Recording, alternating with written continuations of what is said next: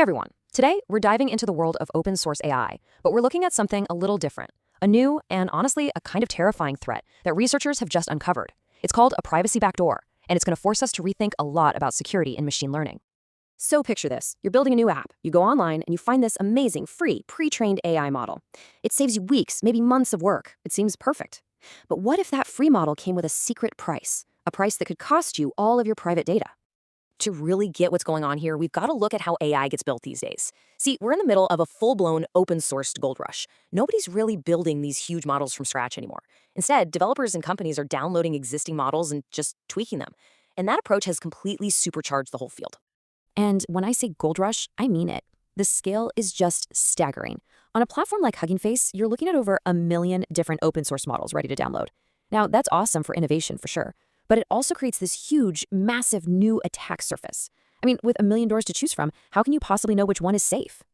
Okay, so the magic word here is fine-tuning. It's a super common practice. A company downloads a general model, then fine-tunes it on, say, their own private customer emails to build a support chatbot. Or a hospital fine-tunes an image model on its confidential patient scans. And that right there, that's the exact moment the trap is sprung.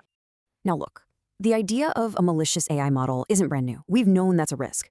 But what these researchers found is a new, way sneakier kind of backdoor, one that isn't trying to make your model crash and burn, but is designed to quietly steal its secrets. And this slide just nails the difference. A classic backdoor is all about sabotage. It's designed to cause chaos, right? Make the model give you wrong answers, maybe misidentify things. But a privacy backdoor, that's straight up espionage. It doesn't break your model. Oh no. It turns it into a double agent that leaks all the private data you trained it on. So how do they do it? They use something called a membership inference attack, or MIA. Let's not get bogged down by the name. It's basically a clever guessing game. An attacker can ask your AI model a series of questions to figure out with scary accuracy if a specific piece of info, like a particular person's medical record, was in your secret training data.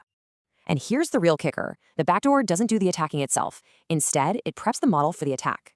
You can think of it like a digital truth serum. It secretly rewires the model so that when the attacker does come along to play that guessing game, the model is way more likely to spill its guts. So how would a bad actor actually pull this off in the real world? Well, the researchers laid out a plan, and it is disturbingly simple. Just 4 steps. First up, the attacker grabs a popular, legit model and poisons it with this privacy backdoor. Step 2, they upload their poison model to a public hub, like Hugging Face. Maybe they give it a slightly different name to look legit. Then, step 3, it's your turn. You, the victim, download their model, thinking it's great, and you fine-tune it with your own sensitive private data. And finally, the endgame. The attacker just has to interact with your now public AI, and thanks to that hidden backdoor, they can figure out exactly what was in your dataset. Okay, that all sounds pretty bad in theory, right? But the big question is, does this actually work? Did the researchers prove it? Well, they ran the experiments, and the results? They're downright alarming. So let's really dig into the proof. The main thing we're going to look at is called the true positive rate. All that really means is, how often did the attack correctly spot a piece of your private data? Obviously, the attacker wants that number to be as high as possible. All right, have a look at this. For a normal clean image model, the attack is pretty mediocre. It has a success rate under 19%. Not great for the attacker. But when you use a model with that privacy backdoor, whoa, the success rate jumps to over 50%. The backdoor literally makes the attack almost 3 times more effective. And if you think that's bad, wait till you see the language models. This is where it gets crazy. The baseline attack on a clean model was basically useless, less than a 5% success rate. But with the backdoor, the success rate exploded to over 87%. I mean, at that point, it's almost a guarantee that they can tell what's in your data. It turns a weak attack into a devastatingly precise weapon. But honestly, here's the scariest part of this whole thing. You'd think a poisoned model would be buggy or perform poorly, right? Wrong. The research shows these backdoored models had almost no drop in performance. They passed all the standard tests. So you, the victim, would have zero idea that anything was wrong. Your AI is working perfectly, all while it's secretly set up to bleed your data. So, what does this all mean? Where do we go from here? This research really forces all of us in this space to take a hard look at the trust we've been putting into this open source ecosystem. So let's wrap this up. What are the big takeaways? First, the game has changed. Backdoors aren't just about sabotage anymore. They're about espionage. Second, just blindly trusting models from public hubs is a huge risk we can't afford to take. That means verification is more critical than ever.